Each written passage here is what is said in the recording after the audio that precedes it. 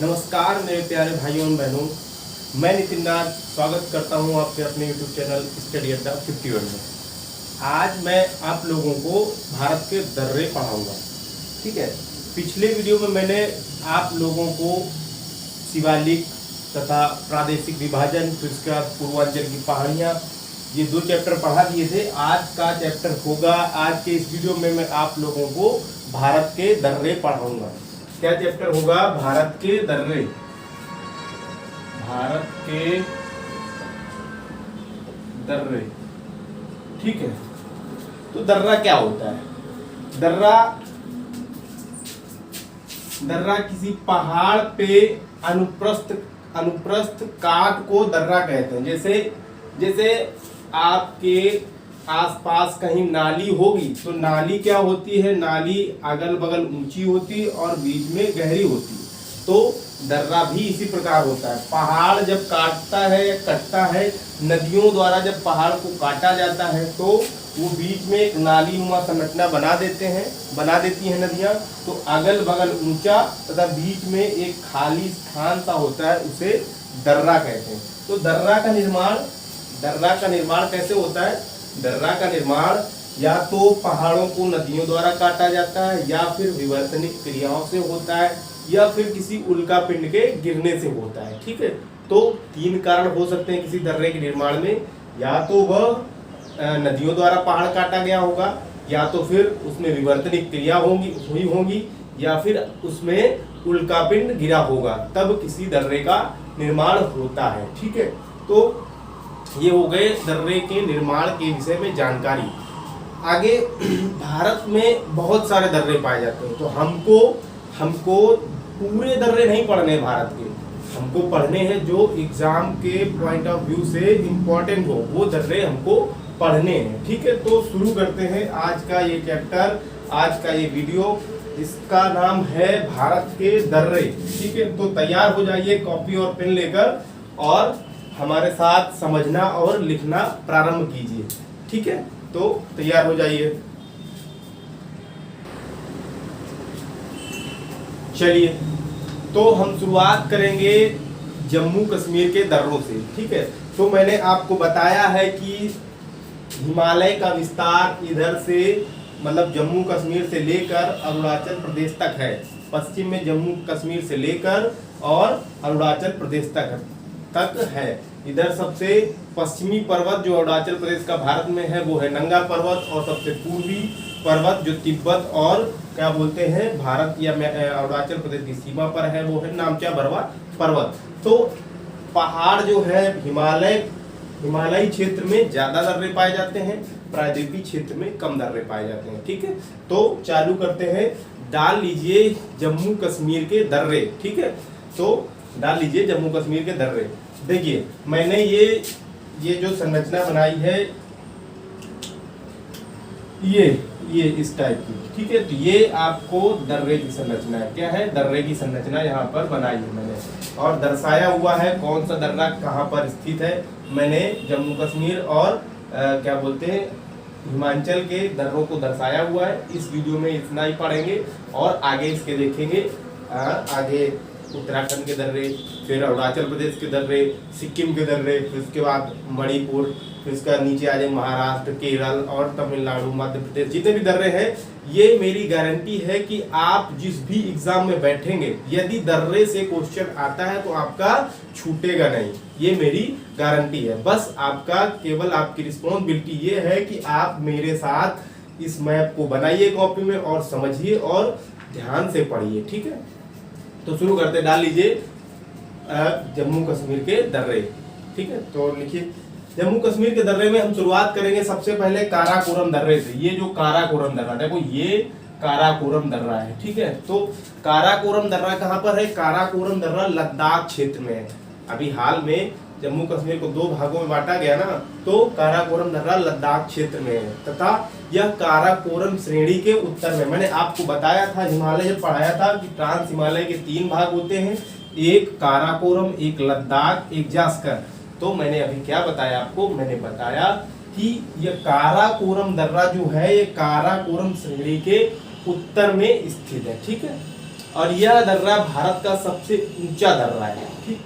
यह दर्रा भारत का सबसे ऊंचा दर्रा है, ठीक। चलो लिखिए, इतना समझने के बाद लिखिए काराकोरम दर्रा लद्दाख क्षेत्र में स्थित है, ठीक।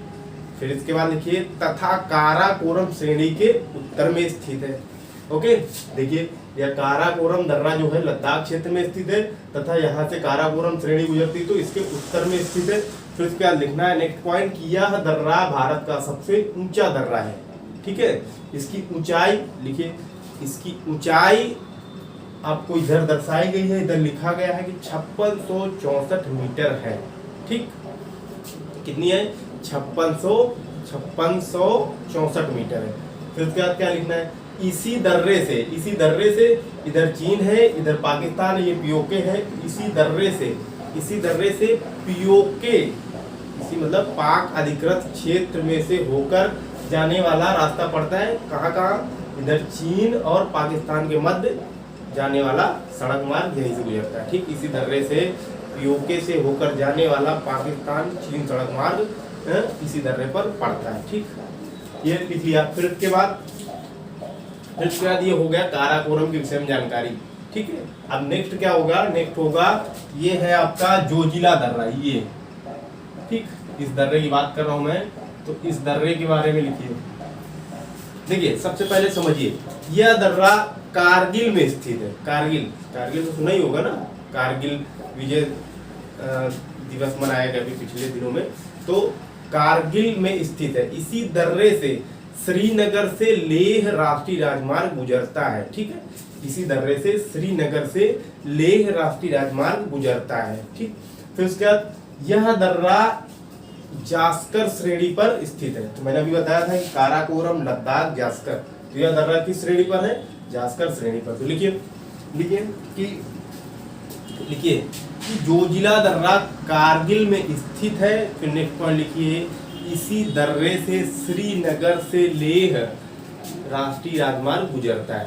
श्रीनगर से लेह जाने वाला राष्ट्रीय राजमार्ग गुजरता है। फिर नेक्स्ट पॉइंट, थर्ड पॉइंट क्या है? इस पे क्या बोलते हैं आपके जोजिला दर्रा पे, यह दर्रा जास्कर श्रेणी पर स्थित है। ओके, तो ये हो गया जोजिला दर्रा के बारे में जानकारी। अब इसके बाद देखेंगे हम लोग बुर्जिल दर्रा। देखो ये बुर्जिल दर्रा मैंने दर्शाया हुआ है यहाँ पर ये, ठीक है। तो ये हो, अब इसको हेडिंग डाल लीजिए बुर्जिल दर्रा, ठीक। तो अभी मैंने पीछे मतलब इससे पहले मैंने बताया आपको जोजिला दर्रा के बारे में, तो इसकी ऊंचाई भी लिख लीजिए। इसकी ऊंचाई 3528 मीटर है। तो इसकी ऊंचाई, किसी भी दर्रे की ऊंचाई देखिए, किसी मतलब हर किताब में अलग अलग दी होगी। आप गूगल करेंगे तो गूगल में अलग दी होगी, लेकिन हम जो बता रहे हैं तो ये मान्यता है, ठीक है।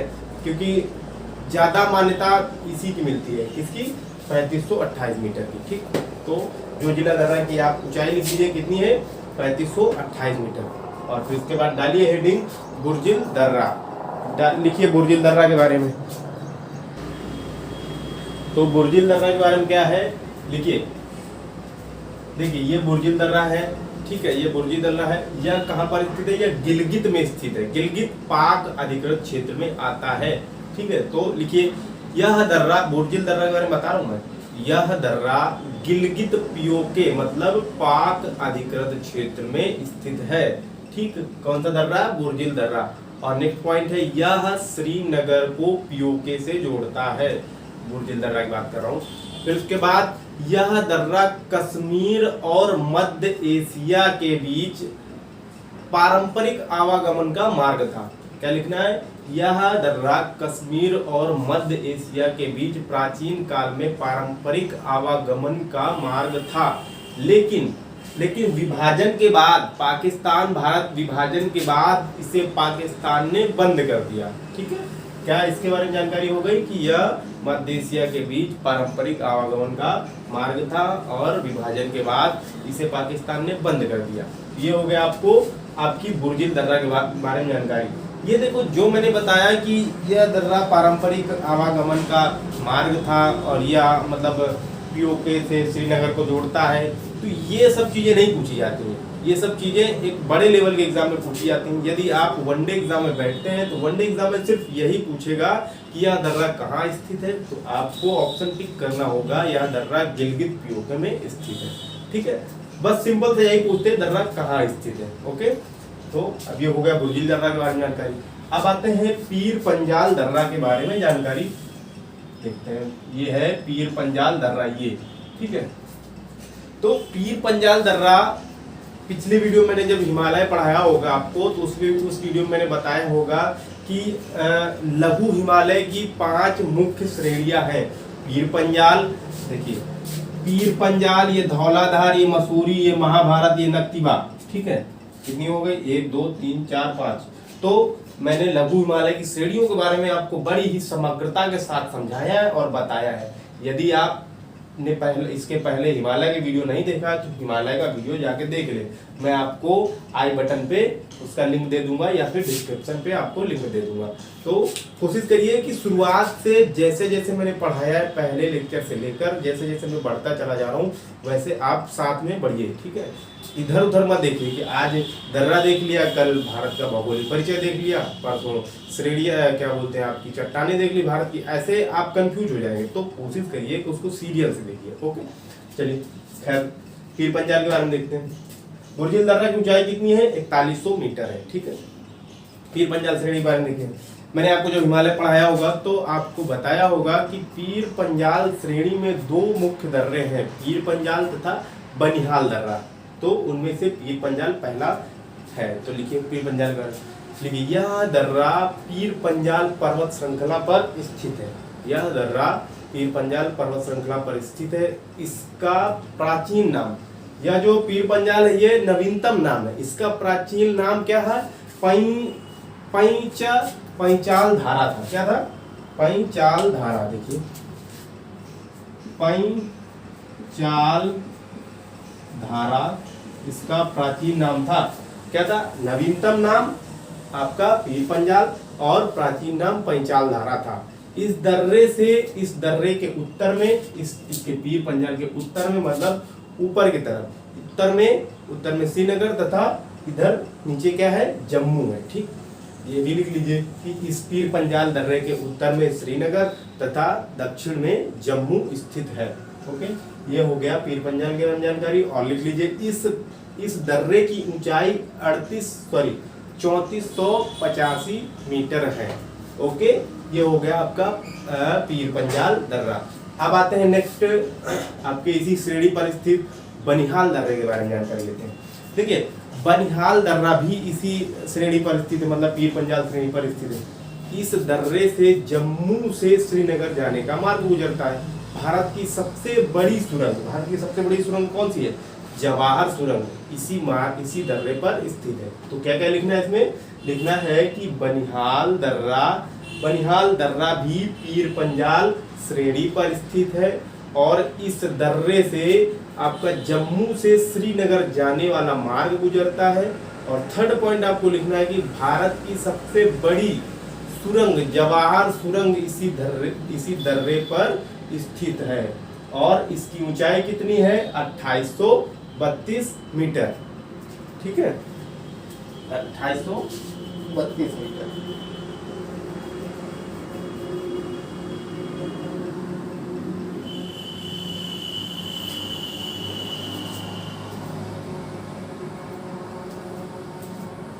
ये हो गया आपका बनिहाल दर्रा। ओके, अब इसके बाद देखेंगे एक दर्रा और है, अघिल दर्रा के बारे में लिख लीजिए। जिसमें मैंने दर्शाया नहीं है, आप लोग लिख लीजिए।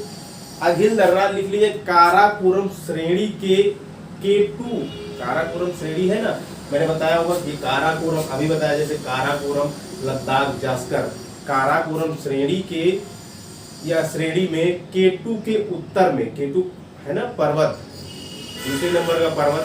ठीक है, K2 के उत्तर में यह दर्रा स्थित है।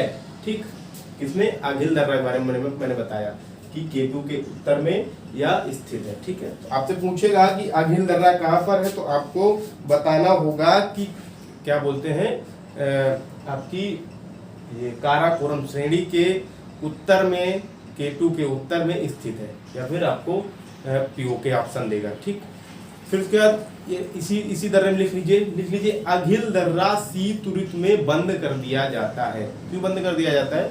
क्योंकि बर्फबारी ज्यादा होती है, ठीक है, तो इसलिए इसको बंद कर दिया जाता है। ठीक, एक दर्रा और लिख लीजिए जिसको मैंने यहाँ पे नहीं दर्शाया है। छोटे छोटे दर्रे हैं, उनको मतलब दर्शाना मुश्किल है, इसलिए आप उसके बारे में थोड़ी सी जानकारी ले लीजिए। देखिए चांगला दर्रा,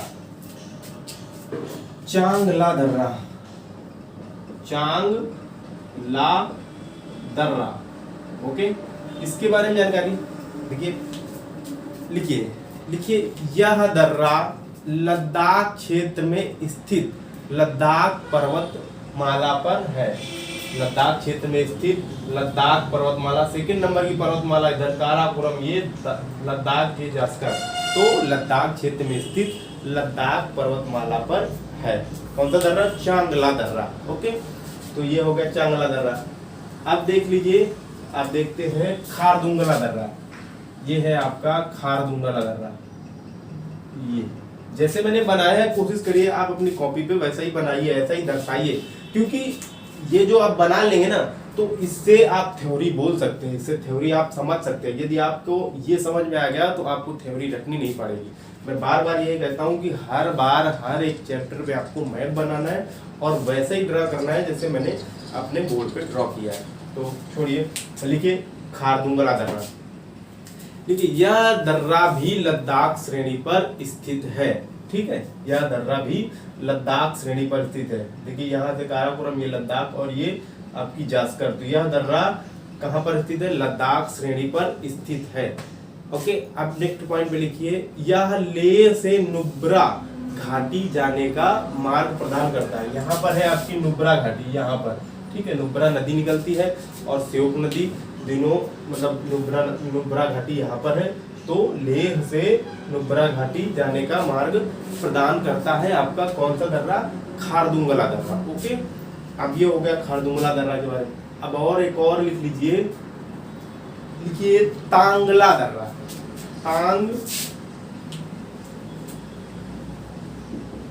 तांगला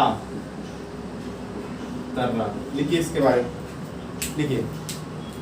लिखिए यह दर्रा भारतीय केंद्र शासित प्रदेश लद्दाख में स्थित है, ठीक है, भारतीय केंद्र शासित प्रदेश लद्दाख में स्थित है। यह दुनिया का 12वां सबसे ऊंचाई पर स्थित मोटर गाड़ी चलाने योग्य दर्रा है, ठीक है। आप लोगों को कमेंट करना है कि सबसे ऊंचा, ये तो 12वें नंबर का है टांगला, आप सबसे ऊंचा, सबसे पहला बताना है आपको मोटर गाड़ी चलाने योग्य दर्रा कौन सा है, आप कमेंट करिएगा, ठीक है, सभी लोग कमेंट करिएगा। तो यह हो गया आपको आपका तांगला दर्रा के बारे में जानकारी, ठीक है। तो ये होते हैं कश्मीर के पूरे दर्रे।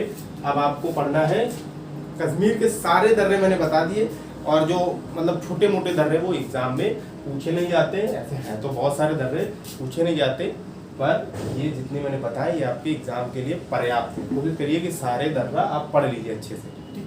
तो ये हो गए कश्मीर के दर्रे। अब हेडिंग बना लीजिए हिमाचल प्रदेश के दर्रे, बनाइए हेडिंग हिमाचल प्रदेश के दर्रे।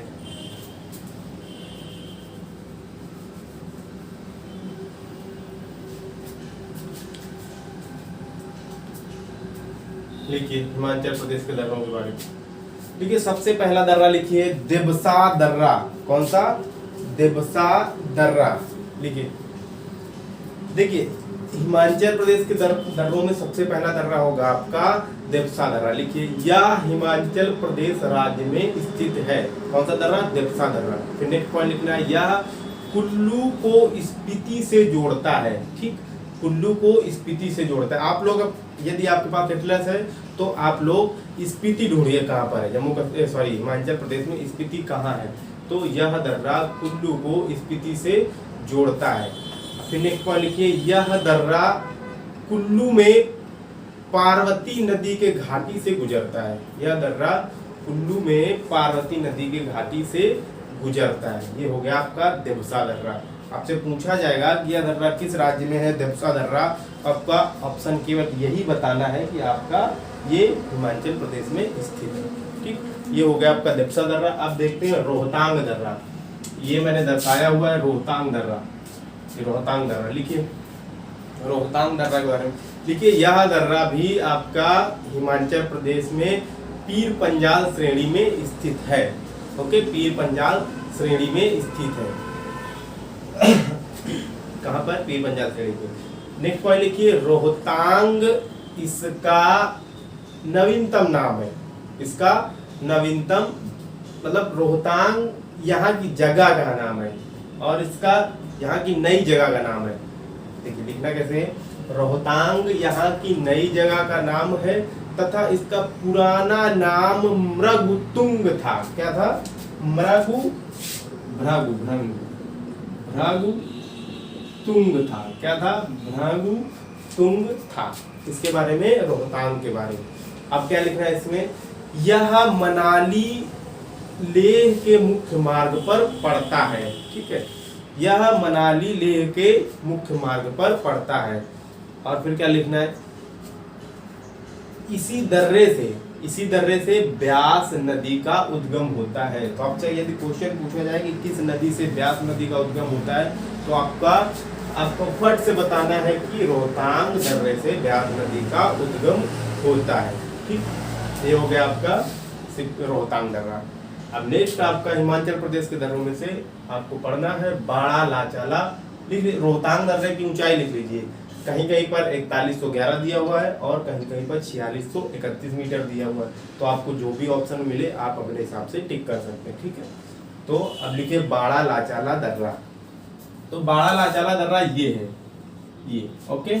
इसकी ऊंचाई कितनी है? इसकी ऊंचाई देखो कैसे लिखना है, हेडिंग बनाना है आपको। जैसे मैंने तांगला बताया, तो तांगला हेडिंग बनानी है, फिर उसके बाद ऐसे इधर से ब्रैकेट से बंद करना है और जिसकी ऊंचाई जैसे 4811 मीटर हो तो इतना लिख के फिर इधर से बंद कर देना है। फिर इसका नीचे से पॉइंट वाइज लिखना है। ओके, लिखने का तरीका ऐसा होना चाहिए। तो अब डालते हैं, आपको डालना है बाड़ा लाचाला दर्रा। लिखिए यह दर्रा हिमाचल प्रदेश में जास्कर श्रेणी पर स्थित है। क्या है? यह दर्रा हिमाचल प्रदेश में, ये जास्कर श्रेणी यहाँ से गुजरती है, तो यह दर्रा हिमाचल प्रदेश में जास्कर श्रेणी पर स्थित है। फिर क्या लिखना है, यह मंडी और लेह को सड़क परिवहन द्वारा जोड़ता है। कौन सा दर्रा? तो आपका बाड़ा लाचाला दर्रा मंडी को लेह से सड़क परिवहन द्वारा जोड़ता है। ओके, यह हो गया आपकी बाड़ा लाचाला के बारे में जानकारी। अब आप देख लीजिए सिप किला दर्रा। तो हेडिंग बना लीजिए सिप किला दर्रा और इसकी ऊंचाई सिप किला दर्रा की है 3930 मीटर। ठीक है, तो 3930 मीटर आप डालिए हेडिंग और लिखिए हिमाचल प्रदेश में, यह दर्रा भी हिमाचल प्रदेश में ही स्थित है। ओके, और फिर आपको लिखना है यह दर्रा हिमाचल प्रदेश के किन्नौर जिला है हिमाचल प्रदेश में, किन्नौर जिले को तिब्बत के जांदा जिले से जोड़ता है। जांदा जिला तिब्बत के जांदा जिले को जोड़ता है। यह हो गया आपका कौन सा दर्रा? यह हो गया आपका क्या बोलते हैं, सिप किला दर्रा। ओके, तो और एक चीज लिखना है इसमें, लिख लीजिए सतलज नदी इसी दर्रे के पास ही तंग घाटी से होकर भारत में या तिब्बत से भारत में प्रवेश करती है। सतलज नदी इसी दर्रे के पास से होकर तंग घाटी से होकर तिब्बत से भारत में प्रवेश करती है। ओके, तो ये हो गया आपका क्या सिप किला दर्रा। और एक और लिख लीजिए,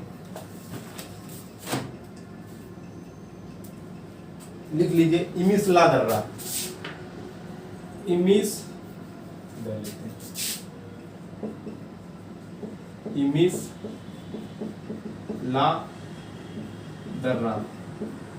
इमिसला दर्रा के बारे में लिखिए यह दर्रा हिमाचल प्रदेश में है।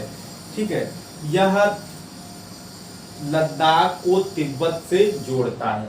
इमिसला दर्रा के बारे में ये जानकारी है कि यह दर्रा लद्दाख को तिब्बत से जोड़ता है। और इसकी ऊंचाई कितनी है?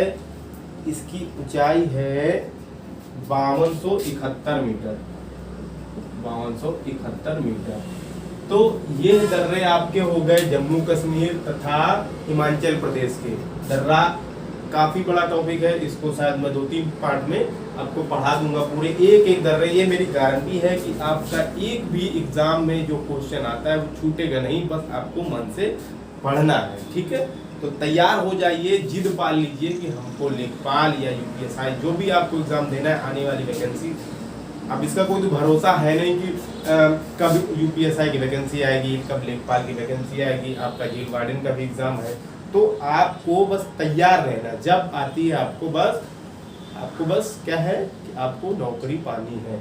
आपकी जीएस की गारंटी और हिंदी की गारंटी मेरी है, और मैं आपको कोशिश करूंगा कि बायोलॉजी और फिजिक्स और जो भी मैथ है वो भी आपको इसी चैनल पे प्रोवाइड करा सकूं, ठीक है।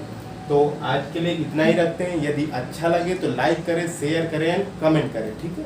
तो मिलते हैं दूसरे वीडियो पे इसी के आगे दर्रों के विषय में जानकारी के साथ, ठीक है। तब तक के लिए नमस्कार।